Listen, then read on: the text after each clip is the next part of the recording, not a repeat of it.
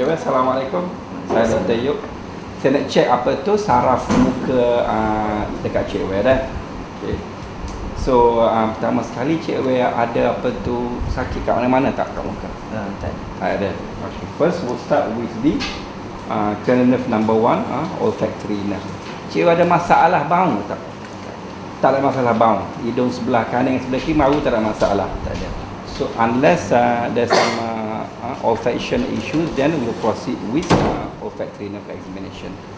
Otherwise, we'll go to the second, the optic nerve. The mnemonics for the optic nerve are there is the acuity, there is the field, there is the reflex for arc, and then ophthalmoscope examination. We start with visual acuity. Cik Wei pakai spek ke tak? Okay, kalau tak pakai spek, okay, just relax sana. Okay, with Snelling chart. Okay, sorry.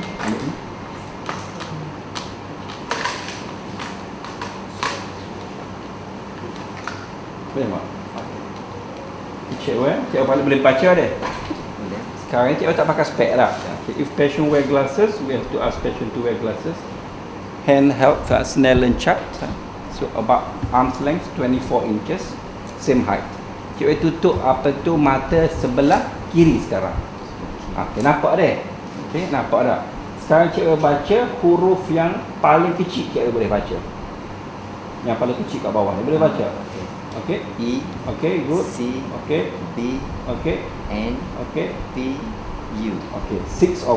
Okay, now tekuk mata sebelah kanan, tutup mata sebelah kanan pula. Okay, preferably we should have to advise patient not to press on their eyeballs. So just cover lightly. So now kita baca hak paling kecil kita boleh baca. E, C, B, N, P, U. Okay, good. So we recorded as a normal visual acuity 6/6. If the patient fail to read the largest alphabets, we go on to the finger counting, and then after that the hand movement, and lastly the light perception. That is when patient has a complete loss of vision. So we've done this with this visual acuity. Second component of the optic nerve, so called the visual field, F. The visual field, the so-called confrontation test. Same rules, same height, arm's length. So we're gonna bring the two options. Either we move our fingers, or we use the white pin. White pin, why white pin? White pin because of the peripheral vision. Okay. Sekarang Cik Wei tengok straight saya, yang gerak tengok hidung saya, tengok mata saya. Okay. Sekarang Cik Wei tutup satu mata sebelah sini, lawan saya. Okay. Arm's length, same height. Saya akan gerak ke pin putih ni daripada tepi sampai ke tengah. Saya akan tanya Cik Wei, bila Cik Wei nampak atau tak nampak dah. So all from 4 quadrants. The 2 temporals and then the 2 nasal quadrants. Tengok straight saya, tengok straight, arm's length, equidistance. Cik Wei tengok straight, saya akan gerak putih ni. Nampak tak? Nampak tak? Okay, nampak tak? Nampak tak? Nampak tak? Nampak tak? Nampak? Cross slightly to midline, nampak tak? Nampak. Okay, now from the lower, tengok straight sini, nak tengok saya, nampak tak? Nampak tak? Nampak tak? Nampak tak? Nampak tak? Nampak. Okay, same. Okay, Cik Wei maintain aja, jangan maintain saja, tengok sini. Nampak tak? Nampak. Nampak tak? Nampak tak? Nampak tak? Okay, good. This one? Nampak. Nampak? Nampak? Nampak. So from all 4 quadrants. Likewise, we're gonna repeat for the right eye. Okay, Cik Wei buka yang tu. Okay, dan tutup mata kiri. Okay, same height, opposite midway. Okay, Cik Wei tengok sini daripada tepi. Kalau nampak putih cakap nampak tak? Nampak tak? Nampak tak? Nampak tak? Nampak. Nampak tak? Nampak. Cross the field to the midline. Now the inferior. Okay, nampak tak? Nampak tak? Nampak tak? Nampak tak? Okay, maintain Cik Wei. Saya akan bawa sini. Nampak tak? Nampak tak? Nampak tak? Nampak. Okay, and the last quadrant. Tak nampak lagi kan? Nampak. Nampak tak? Nampak. Tengok sikit saya. Nampak. Nampak? Nampak. So from all the 4 quadrants, That is so-called the confrontation test. AF, now R, reflex. The light reflex. Okay. We have what so-called the direct and consensual light reflex. Sekarang saya nak check apa tu mata cewek lagi. Cewek letak benda kat sini atau tangan cewek. Just use hand. Cewek sini. Okay. Under dim lights and bright pen torch. That's it cewek. So ada satu lagi tak Fiz punya ni? Tak ada. Direct and consensual light reflex. Preferably in a dim light. So just enough for you to see the pupil on the other side. Okay, cewek tengok straight cewek. Okay. The light source coming from one side. Okay, looking for pupillary constriction. This is the right direct and this is the consensual light reflex. Sekali lagi cewek. Tengok straight. Okay. So direct reflex. Okay, pupil constriction and consensual. Okay, cewek relax. Okay, kena tak tanya. Next is this swinging light reflex, tengok straight. Okay, same. Preferably a good pen torch and a dimly lit room. Tengok straight sini. We looking for the RAPD. So tengok sini and then swing to the other side. Swing to the other side. In a positive RAPD, when the light is shown to the affected ear, there will be a paradoxical dilatation before it's constrict again. That is a problem with the optic nerve, which means that RAPD positive. Just going to demonstrate the swinging light reflex again. Okay. Cewek sini tengok straight. Okay. Okay. And if the affected eye have positive RAPD, there will be a paradoxical dilatation before it's constrict. Okay. And that means a problem with the optic nerve. So after swinging light reflex, we go for the ophthalmoscope. That one normally we use the ophthalmoscope. So I think we've done with the optic nerve. Now we move on to the third, fourth, and sixth nerve. So cranial nerve examination or CNS examination always start with observation. Likewise, for the third, fourth, and sixth nerve, there are a few things that we have to look out for. One is that in a neutral position, we look at the position of the eye, whether it's a mid position, whether there's any deviation or strabismus, whether there's any observed nystagmus. First is that we test for the eye movement. So on inspection, there's no evidence of ptosis or drooping of the eyelid. There's no evidence of nystagmus. There's no evidence of eye deviation or strabismus. Okay. Now we testing for the eye movement. Okay. Sekarang cikgu tengok straight. Okay. Sama juga. Okay. Same height, equidistance, midway. Cikgu tengok ujung pen ni dah. Sekarang ni jangan gerak kepala dah. Gerak mata saja. Kalau cikgu nampak dua objek, cakap nampak dua dah. Pada masa yang sama saya akan tanya. Kalau Cik Wan nampak dua objek. Okey, Cik Wan tengok straight, jangan bergerak kepala, gerak mata saja. In H pattern, the eye movement. Okey, satu kedua nampak good. Okey, tengok atas, tengok straight. Satu kedua. So we are testing all these rectus muscle, the extraocular muscle. The formula is SO4LR6. The rest all by third nerve. Nampak satu, nampak dua. Okay, now we come to the midline. We do the X pattern. This is specific for the superior oblique, the intorsion. Can see it, right? Okay. There will be a failure of intorsion in superior oblique palsy. Okay. This is what we call the eye movement, the H pattern. Okay. Now we test for the vergence or accommodations. Now cikgu tengok jauh-jauh, tengok as far as you can. Okay. This is for tengok jauh-jauh cikgu. Now cikgu tengok kat hidung cikgu. There will be this is what we call for the vergence, accommodation testing. There will be meiosis, there will be vergence. Now we complete with third, fourth, and sixth. Now we go into the fifth nerve, the trigeminal nerve, three components: sensory, motor, and reflexes as well. Okay. First, always start with observation. Whether there's any temporalis wasting, whether there's any jaw deviation. So there's no evidence of significant temporalis wasting. There's no jaw deviation. Sekarang Cik Wen saya nak check apa tu dia rasa Cik Wen dekat muka Cik Wen. So just have to demonstrate the patient. Okay. Okey Cik Wen dah. Dekat dada Cik Wen tak ada rasa, boleh rasa molek-molek dah. Okay. Ni tumpul. Okay. You can break this one to make it sharp. So this one ni tajam.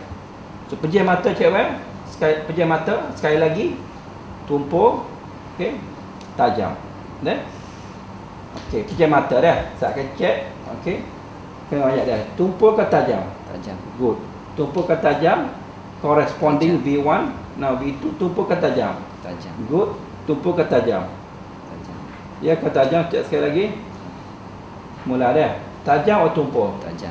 This one? Tumpul. Good. Okey. Ni tajam ke tumpul? Tajam. Ni tajam ke tumpul? Tajam. Okay. And we do not prompt the patient. Okay, but you can double check, but you do not buka mata balik dah. We do not prompt the patient. Beyond this line is not the V3 anymore. This is cervical innervation. So make sure you confine yourself anterior to the jaw area for the V3 testing. This is the sensory examination. Next, the motor examination. Okay, now saya nak check kancing gigi kuat-kuat. Kancing gigi kuat-kuat, we feel for the temporalis and we feel for the masseter. Nah, Cik Wen buka mulut besar, relax, buka mulut sikit, buka mulut, okey, buka gerai, nak lawan, tolak tangan saya, tolak tangan, push, okey, good. This is for the medial and lateral tearing part, ni, push, ni plus lawan, okey. In the trigeminal nerve palsy, there will be weakness ipsilateral towards the side of the lesion. So this is the motor examination. The last component of trigeminal is the so-called the corneal reflex and the jaw jerk. Okay, the corneal reflex by testing by using the wisp of the cotton ball, the sharp end of the cotton ball, and we're going to touch the border, the scleral corneal border, so-called the limbus. Okay, now buka mata Cik Wen, buka mata luar. Okay, sekarang Cik Wen tengok ke sebelah kiri sikit. I'm testing the right eye now. Tengok ke kanan, tengok ke kiri sana. Tengok ke kiri, buka mata luas-luas. Okay. Gently touch the scleral corneal border and looking for the blinking response. The sensory is from the 5th, the V1, and the motor from the 7th. Sekali lagi sama itu Cik Wan. Yang tengok ke sana sikit, ke kanan. Okay. Okay, whisk of the cotton ball, the end of the cotton ball at the scleral corneal junction, the limbus. Okay, and then blinking response. 5th sensory, motor is 7. So we've done with the trigeminal. Now we go into the facial nerve. Facial nerve mainly for the facial musculature. Same thing we repeat with the inspection, looking out for the evidence of the facial asymmetry. Sekarang Cik Wen kita nak cek saraf mata lagi, saraf nombor 7. Sekarang Cik Wen kerukkan dahi, tengok atas, kerukkan dahi. Keruk dahi, tengok atas, keruk dahi. Buat keruk dahi, okay. Looking out the corrugation of the frontalis muscle. Okay, beres. Okay, now pejam mata rapat-rapat. Pejam mata rapat-rapat, jangan bagi saya buka. Orbicularis, ocular. Orbicularis oculi. Okay, sekarang ni buka mata. Okay, blow your cheek. Okay, feel. Vaccinator. Okay, just relax. And then give me a big smile. Senyum. Looking for the asymmetry. This is the orbicularis oris. Last sekali for the platysma. Not necessarily done, but if you were to do it, then Cik Wen buat macam nak shift. This is for the platysma muscle. Okay, that's it. Now we complete with the 7 cranial nerve. Now 8 vestibulocochlear, mainly for the hearing. The so-called the Weber and Rennie. Same, always ask the patient. Cik Wen ada masalah pendengaran tak telinga kanan dan kiri? Okay, patient says no, hearing problem. First we do the Weber test first. Second is the Rennie's test. In principle, the air conduction is always better than bone conduction. AC better than BC. AC better than BC in 2 conditions only. One in a normal patient, second in a patient with sensory neural hearing loss. Okay, Weber test we use the tuning fork. Ada tuning fork tak? Tuning fork 256 or 512 Hz.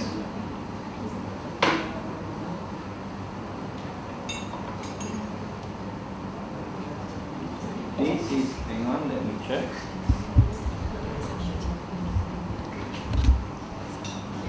Two, 5, 6, we may get that. 1, 2, 9, and 6, 2, 5, 6. 5, 1, 2, 5, 1, 2. So, I'm just going to demonstrate a testing for the vestibular cochlea. So, this is the so-called Turing forks. This is the base, this is the tines. Okay. Cik Wes, saya nak check sekarang ni dah. Okay. Okay. This is so-called the Raynaud's test. Okay. Okay. Cik Wes akan test ni, Cik Wes akan rasa macam getaran dekat tulang ni dah. Okay. Okay, Cik Wes. Ada rasa getar ke tak? Ada? Tak ada lagi tak rasa kejap. Okay. On the mastoid tip, ada tak? Tak ada lagi ni? Tak ada? Tak ada, okay. Tak rasa getar sini? Ada. Ada, okay. This is number 1, Cik Wes. Number 1, okay, wait for a while. And this is number 2. Dengar ke tak? Dengar. Mana dengar? Number 2 atau number 1? Nombor 2. Okay, 2 is always louder than 1. This is normal, okay. So instead of waiting until this completely stop, we can just demonstrate to patient. This is number 1. After a while, this is number 2. Which one is louder, number 1 or number 2? Normal patient would always say number 2 is louder than number 1. Okay. Now I'm going to demonstrate the Weber's test. Okay. Same. Okay. Cik Wes akan letak is either on the forehead or on the vertex. Okay. Saya akan buat sama. Cik Wes akan itu rasa dia punya gegar ni sama dua-dua belah ke ataupun ada tak dengar sebelah. Okay. Ataupun sebelah saja. Okay. Kat sini. Okay. Dua-dua belah ke ataupun ada sebelah saja, gigi ke sebelah saja. Dua-dua. Okay. In a patient with sensory neural hearing loss, the Weber would be lateralized to the normal ear, unaffected ear. Okay. If let's say in theory, okay, patient having this air conduction is better than bone conduction, and the Weber only lateralized to the left side, which means that patient got a right-sided sensory neural hearing loss, because the Weber test lateralized to the unaffected or normal ear. Okay, we've done with the 8. Now 9 and 10. The component of 9 and 10 is to check for the inspection. Okay, a good light source is very important when we do the testing. Okay, sekarang Cik Wes saya nak check kat dalam mulut Cik Wes dah. Sekarang buka mulut. Always start with observation. Okay, buka mulut Cik Wes. Buka mulut dalam luar. Okay. Cakap okay, look out for the uvula midline. 9 and 10 palsy. Uvula deviated to the contralateral, to the normal. Okay. Sikit Cik Wes. Okay, now just check for the uvula. Okay, buka mulut ayat okay, uvula is midline. Now we testing for the gag reflex. Some says that you can just do you have to do each side, either right or left, by touching touching the posterior pharyngeal wall. Some is okay with just touching the one-sided and observe for the reaction for the gag reflex. Okay, I'm just going to show one of them. Okay, buka mulut. Okay, doktor akan jamah kat belakang apa tu tengkuk ni, buka mulut. Okay, touching the back. Okay, looking out for the gag reflex. Okay. Okay, that's this one done. Okay, now 11. 11 is for the sternocleidomastoid and trapezius. Okay. Bilateral sternocleidomastoid is by the vertical movement. Okay. Cik Wai tunduk bawah lawan. Okay. Sekarang ni push lah. Push tangan saya lawan kat sini, tolak ke kiri Cik Wan. Tolak ke kiri. Feel for the right sternocleidomastoid. Okay. Sama tolak sini. For the left sternocleidomastoid. Okay. Angkat shoulder. Okay. Good exposure a bit. Angkat lawan saya. For the trapezius. Okay. Now we come to the last one. That is the hypoglossal, the 12th nerve. first we always do the inspection first, resting the tongue in the mouth. Okay. Looking out for the evidence of wasting and fasciculation. Buka mulut, buka mulut. Okay, resting, relax, Cik Wer. Now we are looking for the evidence of fasciculation and wasting. Now we're going to test for the strength of the tongue muscle. Sekarang Cik Wer, daripada dalam Cik Wer akan tolak tangan saya. Okay, tolak dengan lidah. Okay, daripada dalam. Okay, good. Okay, kat sini. Okay. Now last sekali Cik Wer, tunjuk lidah kat saya. Poke out your tongue. Okay. Check for the deviation. Okay, terima kasih. In patient with hypoglossal, there will be a deviation ipsilateral to the lesion, same side to the lesion. So now we complete the 12 cranial nerve examination. Nothing beat a regular exercise. So our advice is that for everybody to keep repeating this routine as part of the CNS examination. Okay, now we move to the sensory motor and cerebellar examination. Because there are few instruments required for the motor examination, especially the tendon hammer. And I think that's it. We'll do the upper lip examination first. So always with all examination, we have to introduce ourselves and we have to explain to the patient the test that we are going to do. Cik Wer, saya Dr. Yop. Sekarang saya akan check bahagian tangan dan kaki Cik Wer, saraf untuk otot, kekuatan otot. Ada beberapa benda yang saya kena minta Cik Wer buat. First of all is that after we introduce and explain the purpose of the examination, adequate exposure, respecting the patient modesty. The exposure must be good enough for us to pick up the signs throughout the examinations. Okay, Cik Wer, perhaps kita kena angkat sikit sini. Sekarang saya akan mulakan test. This is a test for the motor examination. Okay. Always maintain good exposure. First of all, in all examination, we have to observe general observation, especially in motor examination. First, looking for evidence of muscle wasting or asymmetry. Posture is also important, and second, third, whether there's any flicker of movement or any fasciculation. But in a nutshell, evidence of, we shouldn't miss any evidence of muscle wasting, whether proximal or distal or wasting. Okay, first observation. So after observation, we check for the tone. Cik Wer, sekarang saya akan check Cik Wer okay.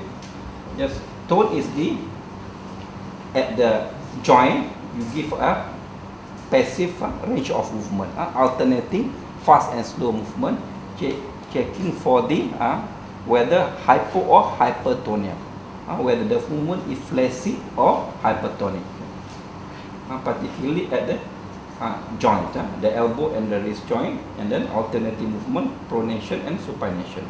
This is checking for the tone. The tone is tested by doing the passive movement, alternating speed. Okay. And then pronation and supination. This is the tone. Next is that for the power. Okay, from proximal to distal, symmetrically comparing the side, symmetrically and at the same time. Sekarang cik mula-mula doktor akan cek saraf otot tangan dulu. Sekarang angkat macam ni ke atas, buat macam burung. This is for shoulder abduction. Lawan saya dah, jangan bagi saya tekan, lawan shoulder abduction. Okey, sekarang awak rapat ke sini. Jangan bagi saya tarik keluar, lawan. Rapat ke dada macam ni. Okey, jangan bagi saya tarik keluar. This one is the adduction. Okay, now elbow. Pegang tangan saya, tarik, lawan saya. Elbow flexion, same. Likewise compare with the other side, flexion.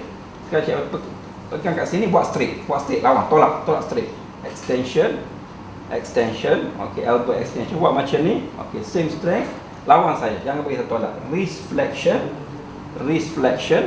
Okay, and then tolak, lawan saya. Extension, wrist extension. Okay, buka jari. Lastly, okay, kepas tangan kuat, genggam finger flexion.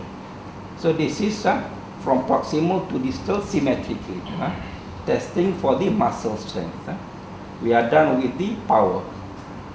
For the intrinsic muscle, it depends on the need. If you were to have to do the intrinsic muscle examination, which means that you have to concentrate on the thenar and hypothenar group and the lumbricals. This is specifically for the C8-E1 innervation for the intrinsic muscle testing. But in general, we are doing the broad examination, a general examination, proximal and distal muscle group.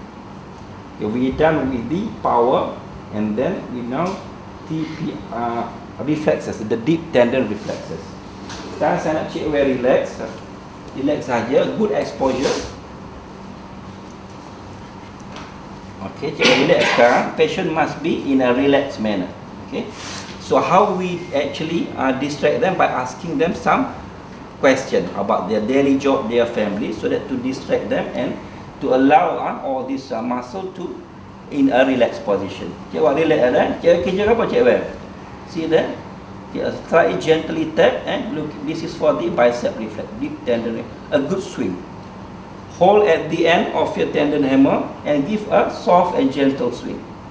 Looking for the flexion, the bicep flexion.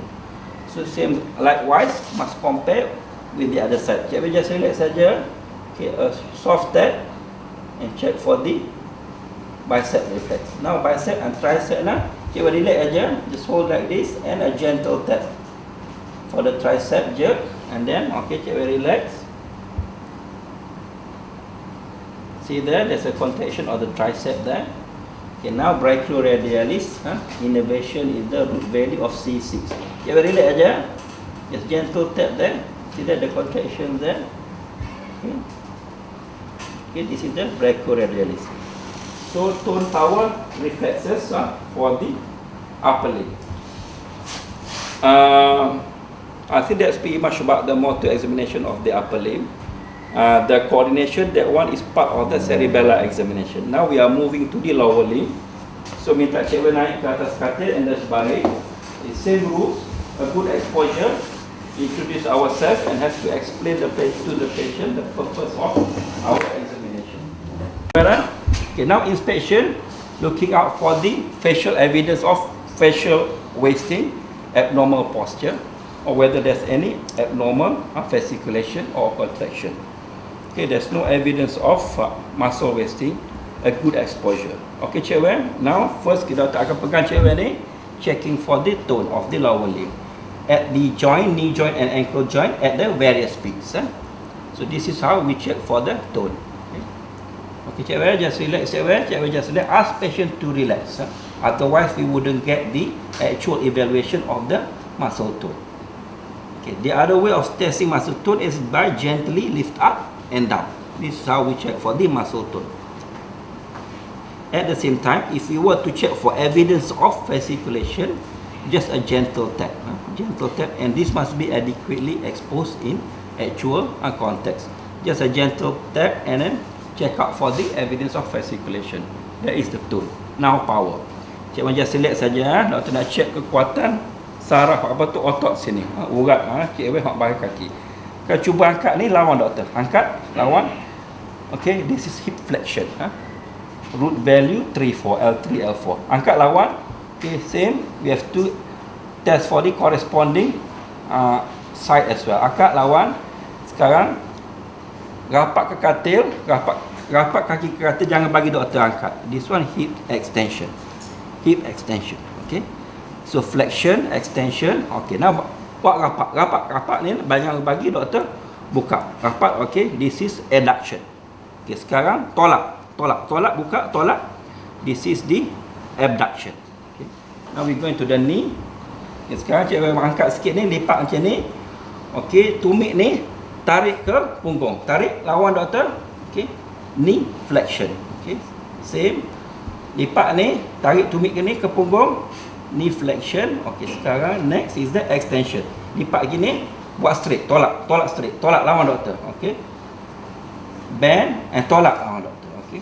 Now, plantar. Okay, tekan, macam tekan brake, tekan kuat-kuat, lawan. Tekan kuat-kuat. Okay. Sekarang ni naik atas. dorsiflexion, atas dorsiflexion. For the specific distal muscle group of the lower limb, the tibialis anterior, tibialis anterior, wah angkat macam ni, angkat macam lawan, angkat. This is testing for tibialis anterior. The root level is L4. Toe extension is L5. Ni angkat ibu jari, lawan. Okay, angkat ibu jari lawan. This is toe extension. This is root value of L5. Tekan tapak kaki. This is for the S1. So L4 tibialis anterior, toe extension L5, plantar flexion is S1. Okay. So we done with the motor strength. Now the reflexes. Sekarang kita nak check apa tu reflex kat kaki Cik Wan. Cik Wan kena relax saja ya.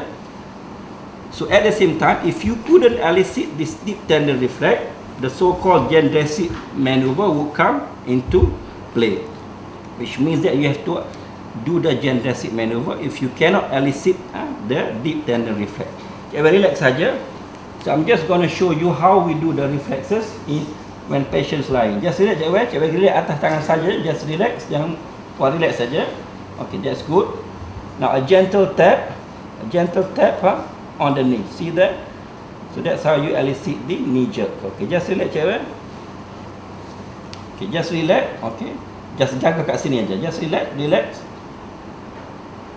Okay. Now the ankle jerk, the root value L5S1. Cik, relax saja. This is very important.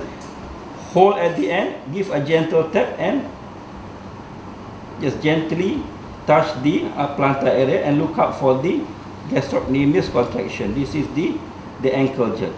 Just give a gentle tap. See there, there's a calf contraction or gastrocnemius contraction. That's how you elicit the ankle jerk. Okay, relax, Cik. Likewise, on the left foot now, just relax, Cik. A gentle tap. Okay. Now we check for the plantar response.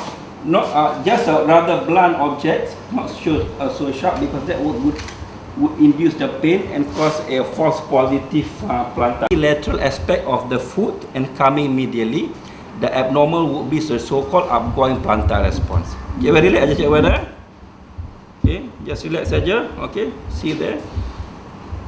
See, lateral and two medial.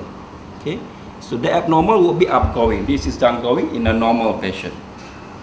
Now I'm just going to demonstrate how do we test for the clonus. There's a what we call the sustained and non-sustained ankle clonus. Just relax, Cik. Just relax and then just rapidly do the pushing the plantar aspect of the right foot, looking out for the evidence of clonus. Okay, so just relax. Okay, hold like this, fully supported in a relaxed manner, and then just abruptly push on the plantar aspect, checking out for the evidence of clonus. Okay, likewise repeat on the other side. Jangan relax, okay. Now there's also so-called clonus at the knee. So the way we check for the clonus at the knee is that by pushing the kneecap downwards and looking for a sustained contraction or non-sustained contraction of the quadricep muscles. Okay, relax saja. So this is how we test for the clonus at the knee. So make sure patient is in a relaxed manner, and then we just abruptly push down the kneecap and checking out for the contraction of the quadricep muscles. Okay, just relax here. That's how you check for the clonus.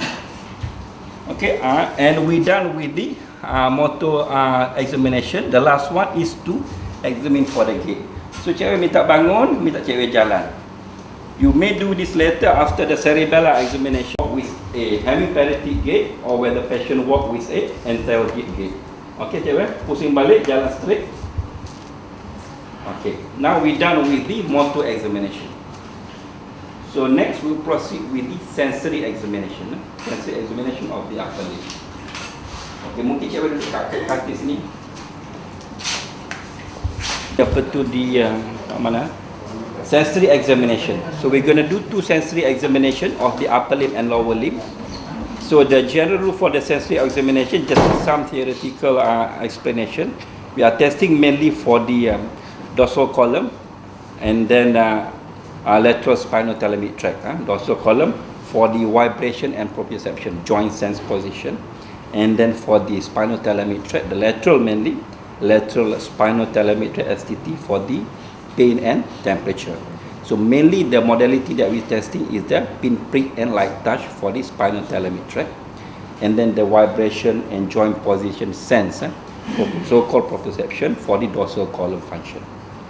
Okay, now I'm just going to demonstrate the sensory examination of the upper limb. So there are few background knowledge that we have to know. Particularly important is we have to understand the dermatomes, the dermatomes of the upper limb. Sekarang cikgu saya nak test dia rasa untuk bahagian tangan cikgu. So ada beberapa test yang saya perlukan kerjasama daripada cikgu. Ada satu benda tu yang boleh dikatakan agak tajam sikit. Saya akan demonstrate kat cikgu. Okay. First, of course, introduce ourselves, explain to the patient the purpose of our examination, and adequate exposure. Make sure that we have the right instrument for the examination or for the testing. And some actually use the tube for the cold and warm testing. But I think for the sake of the simplicity, we're just going to use the pinprick and light touch for the assessment or for the examination of the spinothalamic tract. Okay, cikgu ready dah? Okay. Sekarang, now we have to make sure that we adequately expose. First, we start off with the pinprick test, and it's important to make sure that to demonstrate to the patient. Okay. Sekarang cikgu saya akan check apa tu dari rasa cikgu dekat bahagian tangan cikgu. Okay, adequate exposure. Okay. So sekarang ni cikgu saya akan tunjuk kat cikgu. Okay.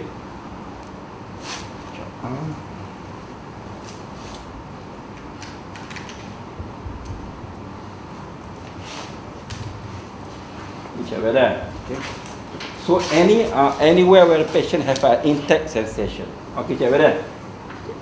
Ni tajam, cikgu dah. Rasa tajam dah. Okay. Ni tumpul. Sekarang pejam mata. Pejam mata cikgu. Tajam. Okay. Ni tumpul. So good to demonstrate what is sharp and what is dull. Sekali lagi cikgu. Cikgu pejam mata. Okay. You can also demonstrate on the forehead as well. Tajam ini tumpul lah. Okay, sekarang doktor akan check pada tangan cikgu. Sama aja, pejam mata, tadi buka mata. Nanti saya akan tanya, tajam akan tumpul. So must be the best practice is to compare both sides. So symmetrical testing. Okay, cikgu. Pejam mata tadi. Okay, according to the dermatome, from C5 up until to the T4, T5 level. Okay. Cikgu rasa tajam ke tumpul ni? Tajam. Good ni. Tajam ke tumpul? Tajam. Okay, good ni. Tumpul. Okay, this one. Okay. Ni. Okay, we have the C5, C6. Okay. This one tajam ke ni? Tajam. C7. Tajam ke? Tajam. C7. Okay. Ni tajam ke? Tajam. Ni tajam ke? Tajam. Okay, good. Tajam ke? Tajam. Okay, tajam tumpul. Tajam. C8 now. We are testing at T1 ni. Tajam. This one. Tajam. Okay, and then T2. This one. Tajam. This one. Tajam. Tajam. Okay. Just slightly above the clavicle is where our C4. Okay, cikgu sekali lagi. Tajam. Okay. Tumpul. Okay. Above the clavicular region is C4, C4, C5, and then T4, T5, C4, T4. Okay, cikgu pejam mata. Okay, this one. Tajam ke tumpul? Tajam. Good. Tajam ke tumpul? Okay. And then with good exposure, go right down according to the dermatome. Tajam tumpul? Tajam. Tajam tumpul. Tajam. Okay. So you have to go right down according to the dermatome of the upper limb. So that is how buka mata dia, how we test for the pinprick. Now same thing for the light touch. Okay, sekali lagi cikgu, doktor akan tunjuk kat cikgu, demonstrate ni. Kalau cikgu boleh rasa ni, cikgu cakap tapi nak tunjuk kat cikgu dulu. Rasa ni dah. Ni rasa dia. Okay. Ni rasa dia. This is so called the light touch. Cikgu pejam mata. Okay, likewise, according to the dermatums, from the C5 and covering the whole dermatums of the upper limb and also in the abdomen and chest area as well. Cikgu rasa ni, rasa ni. Rasa. Compare the same side. Rasa ni.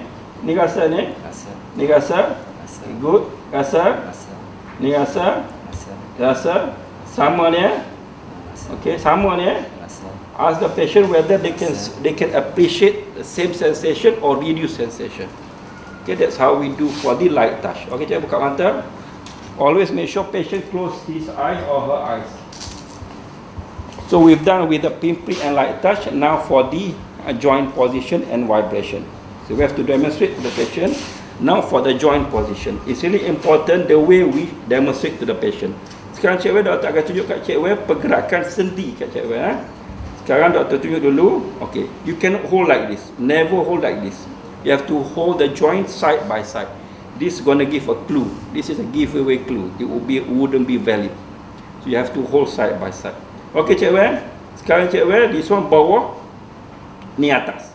Okay, doktor akan demonstrate lagi kat cikgu. Pejam mata. Okay, bawah, atas. Okay, doktor akan tanya cikgu, pejam mata. Atas, bawah. Atas. Atas, bawah. Bawah. Okay, good. Okay. Likewise, sama juga. Buka mata. Okay, saya tunjuk. Okay. Atas, bawah. Okay, pejam mata. Okay, atas. Atas. Okay, atas. Atas. This one. Bawah. This one. Bawah. Okay. And you have to move proximally to the wrist joint, elbow joint, and even up to the shoulder. If patient could not appreciate the distal joint movement, you have to move accordingly from distal to proximal. That is the so-called the joint position. Now, the vibration. Okay. We use the 1 to 8 distal interphalangeal joint, and then moving forward, moving proximally as required. Sekarang cikgu, doktor akan test dengan ni. Doktor akan letak dekat hujung apa tu sendi cikgu. Kalau boleh rasa macam vibration tu, baru cakap boleh rasa. Doktor akan tanya dah. Sekarang doktor nak demonstrate dulu. Okay. Okay. Ni boleh rasakan? Okay, pejam mata. Okay. Boleh rasakan? Okay, so it's important to demonstrate to the patient. First, sekarang cikgu sama juga yang ini. Doktor demonstrate straight. Distal interphalangeal juga rasa dah? Rasa. Okay, beres. Okay. Sekarang pejam mata. Okay. Cikgu boleh rasa ni? Rasa. Okay, good. This one? Rasa. Okay. So intake apa tu vibration testing. This one rasa? Rasa. Ni rasa juga. Rasa. Okay.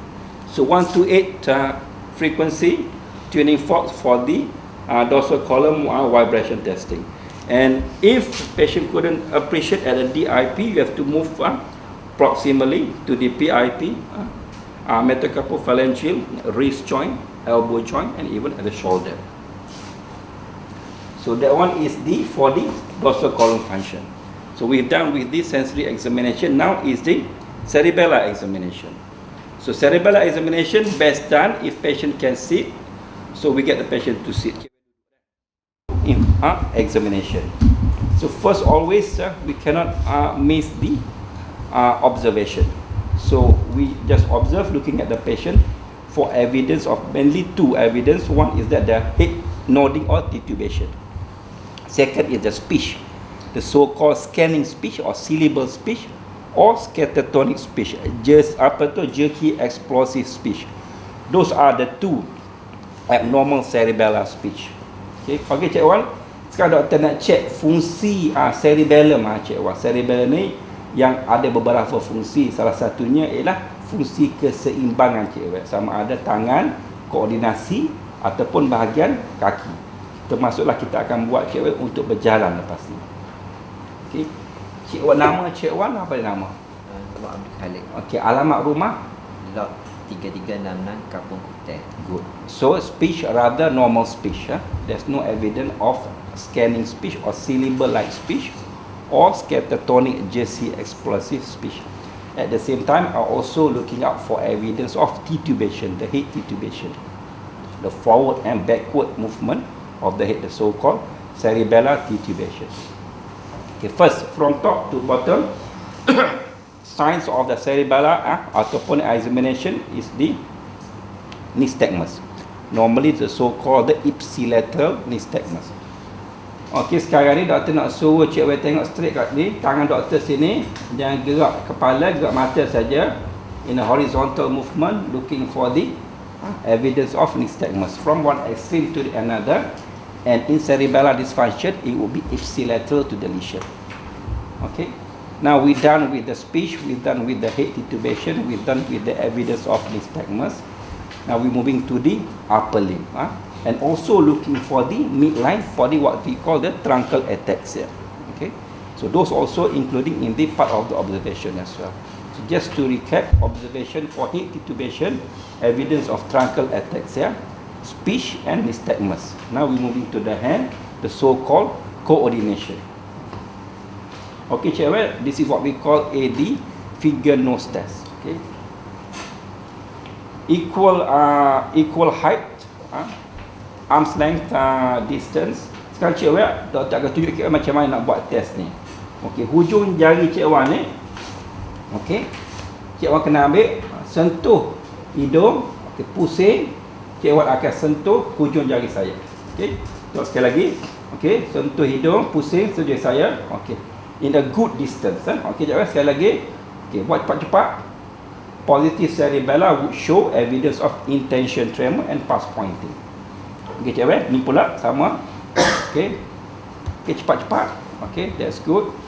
Okay, positive cerebella would show intention tremor towards the end and pulse pointing. Okay, beres cewek dah. Now, we call the finger or hand tap. Okay, sekarang cewek macam ni. Okay, cewek kena tap macam ni. Okay, laju-laju sikit. Looking for in coordination. Okay, tukar sekarang. Okay, okay, good. Okay, that's good. Okay, beres. And the last one of the upper limb is what we call the rebound phenomenon. Okay. Sekarang cikgu, doktor akan suruh cikgu. There are two way of doing the rebound phenomenon. Satu, cikgu kena lipat tangan macam ni. Okay. Okay. Sekarang doktor akan cikgu akan lawan doktor. Lawan, doktor akan lepas. Bila doktor lepas, cikgu kena cuba jangan bergerak sangat. Cuba tahan. Okay. Okay. Ready cikgu? Okay, tahan. Okay, good. This is how. But we have to take precaution. Cerebellar apa tu dysfunction would show this rebound phenomenon. Sekali lagi cikgu, tahan. Okay, good. Okay, tahan. Okay, satu lagi buat straight macam ni. Lawan saya. Angkat lawan, lawan. Okay, tahan. Biasa lepas tahan. Okay. So looking for the rebound phenomenon. Now we going to the lower limb. So preferably cikgu kena baring. Checking for the lower limb. Okay. Cikgu, doktor akan tunjuk ke cikgu dulu. This is how we test for the heel shin testing. Cikgu angkat kaki, letak kat daripada bawah lutut sini, slide up and down. Okay, slide atas dan bawah. Okay, tunjuk sekali lagi. Kita start daripada mula lagi.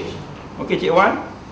Boleh angkat kaki, boleh lipat. Okay, atas bawah. Okay, go on. So this is how we do the heel shin testing. Okay, sama lagi this one pula. Okay, lipat kaki boleh. Okay, atas dan bawah. This is the heel shin testing. Okay, beres. The other one, the other test that Cik Wan ambil yang ni, ibu jari ni, Cik Wan boleh angkat, sentuh jari saya. Sentuh ibu jari saya. Boleh angkat. Okay, boleh lipat kaki ni, kalau lipat. Okay, sentuh. Okay, okay lagi. Okay, sama juga. This one pula. Okay, yang ni boleh letak. Okay, yang ni pula. Okay, that's good. That's how you do the heel shin test. And next is that Cik Wan kena pusing, duduk. Kita do for the pendular knee jerk. So if there's a pendulum more than four times, that is considered abnormal, positive cerebellar. Hanging on the side in a relaxed manner and gently tap at the knee. And looking for the pendular knee jerk. More than 4 times is abnormal. Okay, just about 2 or 3, this is normal. Kalau relax, relax saja.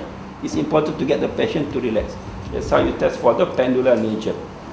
And lastly, for the gait, the tandem gait, and also for the rhomboid testing. Okay, cikgu mari berdiri. Okay, prefer mungkin tak pakai slipper tak apa. Okay, sekarang we do for the just in a neutral position. Okay, sekarang cuba cikgu pejam mata. looking for evidence of the imbalance. Okay, buka mata. Okay. So sekarang Dr. Cik Wan jalan pusing. Okay, jalan macam biasa. Okay, we start from here. So in cerebella, polycerebellar, there will be a broad base gate. So precaution. The examiner must take precaution as not to cause a fall to the patient. Pusing, jalan balik. Okay, beres. So sekarang ni kita nak tandem gate. So saya akan tunjuk dekat Cik Wan. So this is what we call the tandem gate. Kita jalan pelan-pelan macam ni. Okay. So this is the tandem gate. Okay, jalan. Okay, that's good. Kenapa hafal? So just go back for the when we do the rhomb test. If let's say patient become very unsteady with the eye closed, that indicate a dorsal column dysfunction because there's a loss of the joint position input when the patient close his or her eyes. So worse imbalance with the eye closed indicates a dorsal column dysfunction. Okay, the tandem gate also indicates dorsal column dysfunction. The trick for a mild cerebellar dysfunction is that sometimes you wouldn't be able to see the so-called this broad base gate. So in a patient with a mild early cerebellar dysfunction, whether it's right side or left side, you ask the patient to walk revolving around the chair, testing for the right cerebellum or the left cerebellum. So if the patient has an abnormal right cerebellum, when they walk around the chair on the right side, they would have tendency to fall to the ipsilateral side. Likewise, if the pathology is on the left side, when we get them to walk around the chair, then they have tendency to fall on the left side. Okay, I'll get Cik Wan to jalan pusing kursi. Just okay. With left cerebellar dysfunction, patient will have tendency to fall to the left. Okay, sekarang pusing Cik Wan, pusing jalan ke sana pula. Clockwise or anti-clockwise. Okay. But I think we conclude the cerebellar examination. Perhaps the cerebellar examination, the giveaway points that we have to follow is that always remember we start from the head to toe, from observation and down to the gate examination. So I think we wrap up the testing. So this is quite a rather simple and straightforward, but it cannot beat the regular training and exercise and always repeated examination. Soalan tak?